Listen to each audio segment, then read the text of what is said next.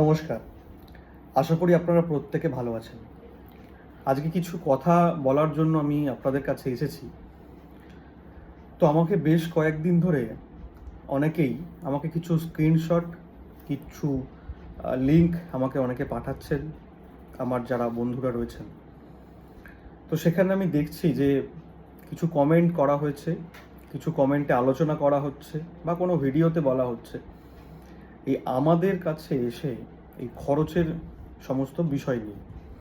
কেউ কমেন্ট আমি পড়লাম, কেউ লিখেছেন যে আমাদের কাছে এসে এত টাকা খরচা হয়, এত টাকা খরচার কথা বলা হয়েছে। কেউ বলেছেন আমি ফোন করেছিলাম, আমাকে এত হাজার টাকার কথা বলেছে। এরকম করে অনেক কমেন্ট আমি দেখতে পাচ্ছি।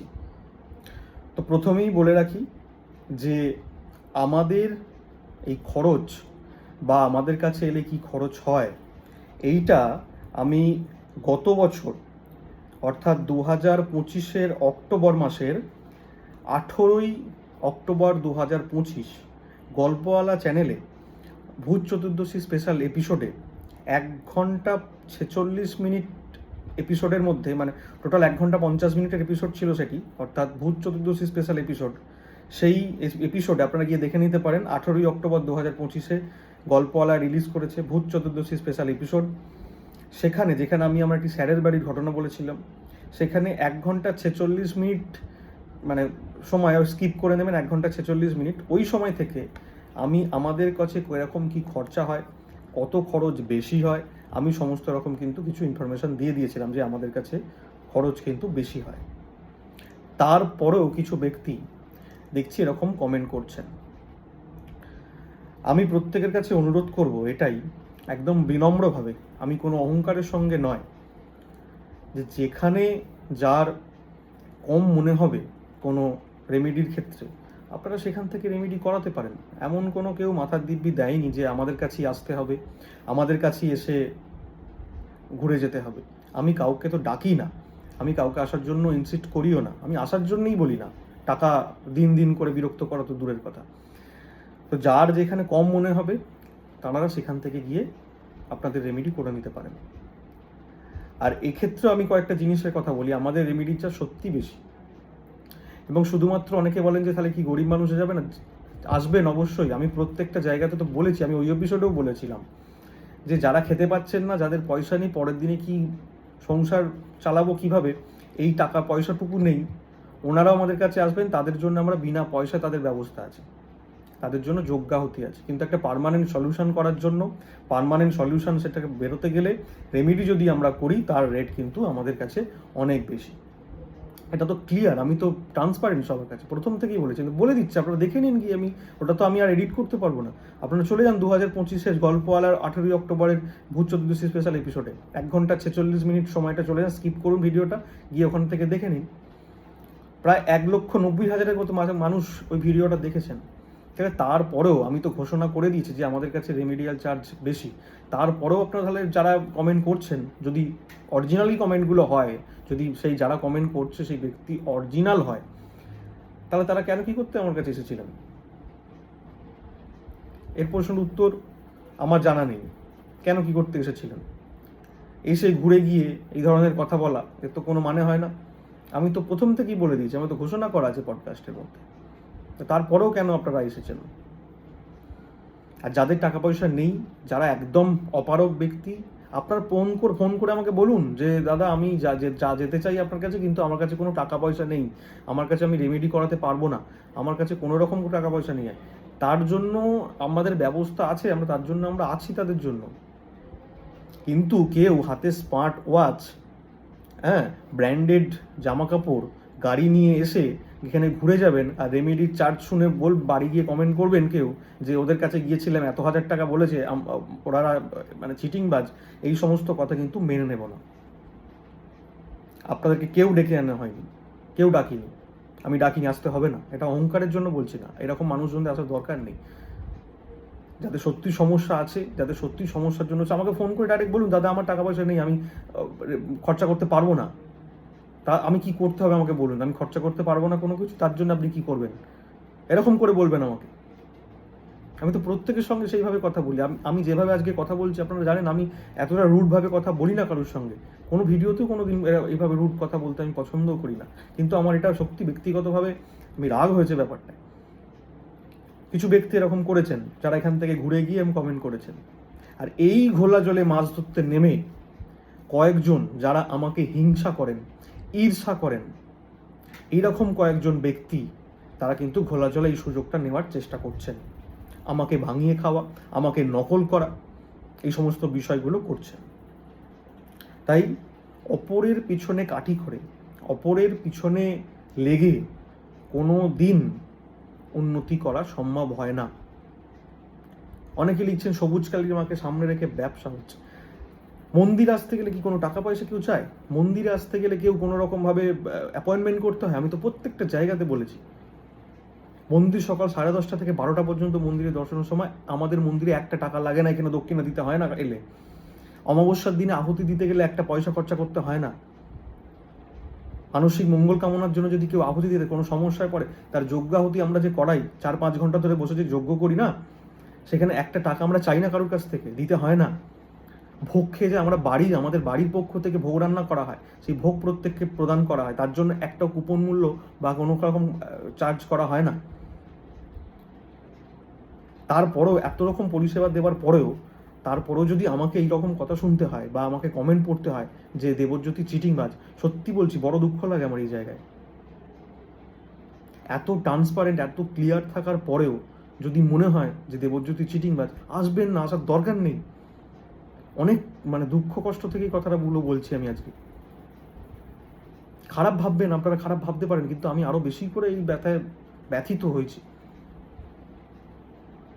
আমরা তো বলছি আমাদের কাছে রেমিডির চার্জ আমি তো ঘোষণা করে দিয়েছি অনেকদিন আগে 2025-এ দাঁড়িয়ে যে আমাদের কাছে খরচ সব থেকে বেশি।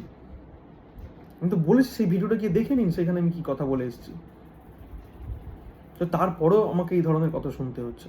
এমন কেউ নেই যে বলুক যে আমার কাছে আসুক যে আমি কারোর কাছ থেকে লাখ লাখ টাকা নিয়েছি, আমাদের কাছে নেওয়া হয়েছে, নেওয়া হওয়ার পর তাকে আমরা পাত্তা দিচ্ছি না, তাকে আমাদের কথা বলছি না, তাকে বাড়ি থেকে তাড়িয়ে দেওয়া হচ্ছে। এরকম কারোর যদি অভিযোগ থাকে চলে আসুন সোজাসুজি আমার কাছে, ফোন করুন, আমাকে কলটা রেকর্ডিং করে ফোন করুন, ফোন করে আসুন এখানে যদি কারোর এরকম অভিযোগ থাকে আমার বিরুদ্ধে। তারপরেও যদি মনে করেন যে দেখবেন যে আমি তাকে পাত্তা দিচ্ছি না, তাড়িয়ে দিচ্ছি বা অস্বীকার করছি, থানায় চলে যাবেন, আমার নামে কমপ্লেন করবেন, আইনি দ্বারস্থ হবেন। আমি এত বড় কথা বলছি, আর কি বলবো, আর কোথায় কি এরপরও শুনতে হবে? সবুজ কালী মা কিন্তু সহ্য করবে না এই সমস্ত কথা।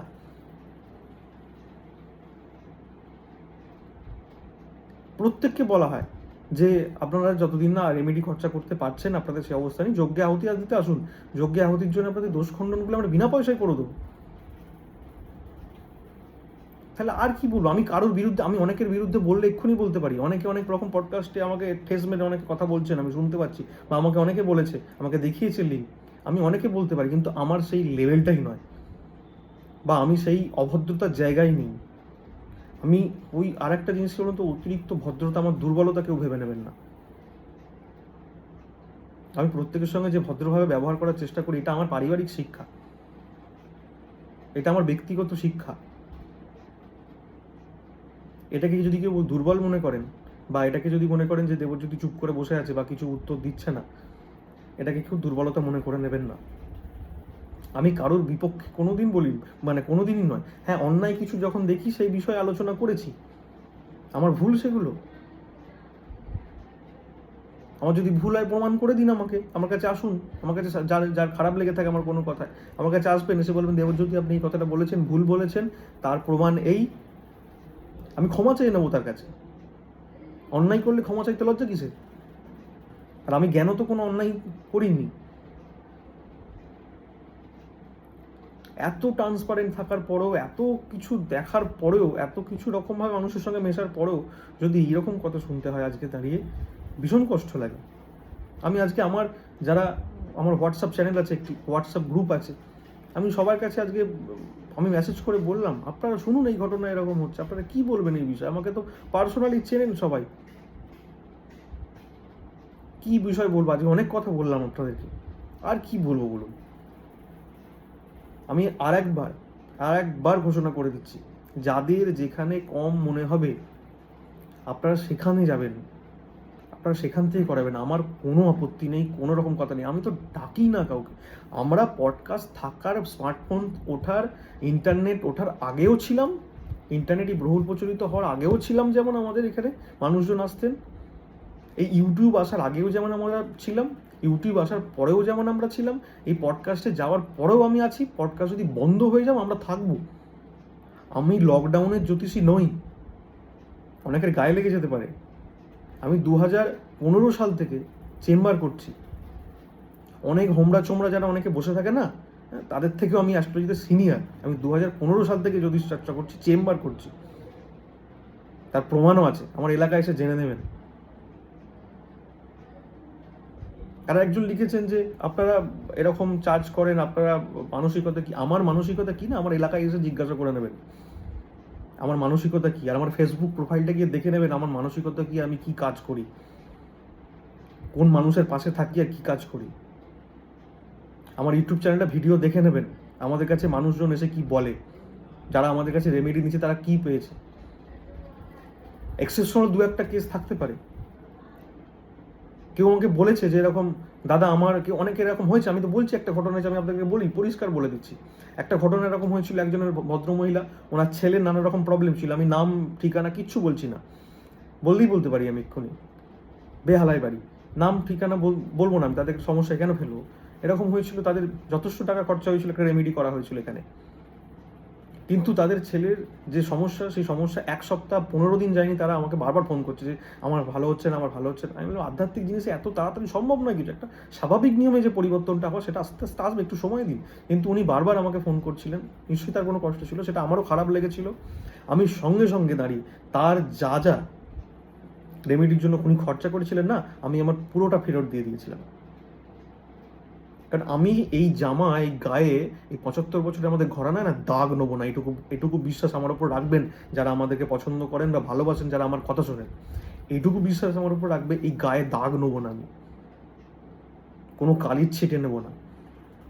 আজকে যদি আমি সত্যি সত্যি এরকম ফ্রড করতাম, তাহলে এই যে যারা কমেন্ট করছেন, এটা আমার গায়ে লাগতো না, আমি অ্যাভয়েড করতাম। চলো আমি তো ওইরকমই, আমি কোনো ব্যাপার না এরকম ভেবে নিতাম। আজকে আমার সেই জায়গাটা কষ্ট লেগেছে, কারণ আমি সেইভাবে মানুষের সঙ্গে মিশি না। শেষ কথা আর একবার আমি সবাইকে মনে করিয়ে দিই, যে নকল করে না কোনো কিছু হয় না। আপনারা তো প্রত্যেকে দর্শকরা জানেন, বা যারা দেখছেন তারা তো বোঝেন যে আমাকে কে নকল করছে, কারা নকল করছে, আমাকে কারা ভাঙিয়ে খাওয়ার চেষ্টা করছে। আপনারা তো ধরে ফেলবেন, বুঝতে পারবেন তো। শুন, আমি তো আজ থেকে ঘটনা বলছি না, 2023 বোধহয়, সম্ভবত 22-23-এর পর থেকে বোধহয় আমি ঘটনা বলছি, প্রায় 2 বছরের বেশি সময় ধরে আমি আপনাদের সঙ্গে পরিচিত। আমি সেই কিউরিও ফাইট থেকে শুরু হয়েছে আমার জার্নি, আমি আপনাদের কাছে আসছি। তো সেই জায়গায় দাঁড়িয়ে এইগুলো ভেবে নেবেন না প্রথমেই যে আমার ভরদ্রতা কোনোভাবে দুর্বলতা। আমি কারোর বিপক্ষে নই, কারোর বিরুদ্ধে আমি থাকি না, আমি সাথে পাঁচে থাকি না, কারো কোনো কন্ট্রোভার্সির মধ্যে যাই না, তারপরেও আমাকে এভাবে টানা হয় মাঝখানে। যার পোষাবে না ভাই আসবে না, কি আছে, অনেক তো আছে, অনেক তো অ্যাস্ট্রোলজার আছে, অনেক তো আছে। এটা অহংকারের মতো শুনতে লাগলেও, কিন্তু আমি কষ্ট থেকে বলছি কথাটা।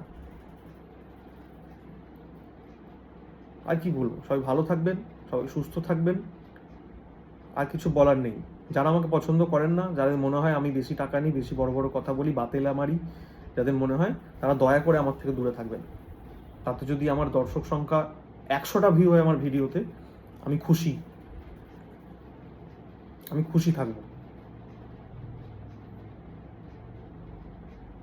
কিছু বলার নেই, আপনারাই বুঝে নেবেন। আপনাদের উপরই ছাড়া থাকলো, আপনাদেরকে তো আমার পরিবারের মতো মনে করি। বিভিন্ন জায়গায় যাই যখন, আপনাদের সঙ্গে যখন দেখা হয়, আপনারা যে আন্তরিকতা ভালোবাসা দেন, সেটা আমার কাছে বড় পাওনা, বড় পাওনা। হয়তো আমি সেটা যোগ্য নয়, কিন্তু আপনারা সেই ভালোবাসা দিয়ে থাকেন। এই জন্য আপনাদেরকে পরিবারের মতো মানুষ মনে করি বলেই আজকের এই এতগুলো কথা আমি, কষ্ট, রাগ, যাই বলুন না কেন, আপনাদের সামনে বলে ফেললাম। সবাই ভালো থাকবেন, প্রত্যেকের উপর সবুজ কালী মায়ের আশীর্বাদ বর্ষিত হোক। সকলের যারা এই কাজগুলো করছেন তাদেরও ভালো হোক, তাদের উপরে আশীর্বাদ বর্ষিত হোক, শুভ বুদ্ধির উদয় হোক, তারা ভালো থাকুন। আর আমাকে শুধু শুধু শত্রু ভাববেন না, আমি আপনাদের কারোরই বিরুদ্ধে নই, কারোরই শত্রু নই। আপনারাও চেষ্টা করুন, সাকসেস নিশ্চয়ই আপনারাও হবেন। আমাকে একজন মানে কেউ নিশ্চয়ই শুনলাম, আমাকে একজন এরকম আমাকে উদ্দেশ্য করে বলেছেন যে আমাকে নাকি উনি পডকাস্টে ডাকেননি, সেই জন্য আমার নাকি তার উপর রাগ বা তার উপর। আমার কারোর উপর রাগ নেই ভাই। আমাকে অনেকেই পডকাস্টের জন্য বলেন, আমি সময় দিতে পারি না, আমি যেতে পারি না। আমার ভালোও লাগে না যে সব জায়গায় আমি গিয়ে ঘটনা বলবো বা সব এক গাদা করে ভিডিওগুলো। আমার দেখেছেন তো আপনার 1 মাস 2 মাস অন্তর আমার ভিডিও আসে বা আমি স্টুডিওয়ে যাই, তো সেখানে তো যাওয়ার প্রশ্নই ওঠে না। এবার যদি কেউ অহংকার করে বলে, মানে আমি যদি মনে করি এটা অহংকার করে কথা, আমাকে একজন বললেন যে দাদা যিনি বলছেন তার সাবস্ক্রাইবার সংখ্যা 5,000 না 6,000, কাউকে ছোট করছি না, তার 1 লাখও হতে পারে একটা সময়, কিন্তু বর্তমান সময় দাঁড়িয়ে আমার ভিডিও ইউটিউব চ্যানেলের আপনারা আমার সাবস্ক্রাইবার সংখ্যা প্রায় 8,000 ছাড়িয়ে দিয়েছেন, আপনারা করে দিয়েছেন এটা। তাহলে আমি যদি কিছু বলতেই হয় তো আমি আমার নিজের চ্যানেলে বলবো না। আর বিভিন্ন পডকাস্টে গল্পওয়ালা, অরিত্র, শান্তদ্বীপ, এদের সঙ্গে আমার খুব বন্ধুত্বপূর্ণ সম্পর্ক। এদের সঙ্গে আমার এদের সঙ্গে আলোচনা করছিলাম, এরাও ব্যাপারটাতে খুব ব্যথিত। কালকে একটি চ্যানেলে হচ্ছে রিয়েল টক উইথ শ্রেয়া বলে চ্যানেলে এরকম একটা কমেন্টের ব্যাপার এসেছিল। ওই শ্রেয়া ম্যাডামও আমাকে ফোন করেছিলেন আজকে, উনিও বিষয়টাতে অবাক হয়েছেন এবং উনিও আমার কাছে অনেক রকমভাবে বললেন যে আপনি যেন ভাববেন না যেটা আমি কোনোভাবে এর মধ্যে ইনভলভ। তো যারা আমাকে চেনেন, জানেন, বোঝেন, তারা বুঝতে পারছেন যে আমার বিরুদ্ধে এই কনস্পিরেসিগুলো চলছে। আর তার মধ্যে তো কিছু মানুষজন অবোধ রয়েছেই। কিছু বলার নেই, সবাই ভালো থাকবেন। এতক্ষণ ধরে ভিডিও আমার কথা শোনার জন্য আপনাদের প্রত্যেকের কাছে আমি কৃতজ্ঞ। আমার কথায় যদি কেউ খারাপ ভেবে থাকেন, দুঃখ পেয়ে থাকেন, আমি আবারও করজোরে ক্ষমা চেয়ে নিচ্ছি। আর শেষে আরেকবার বলি, আমার ভদ্রতা কিন্তু দুর্বলতা নয়। জয় মা।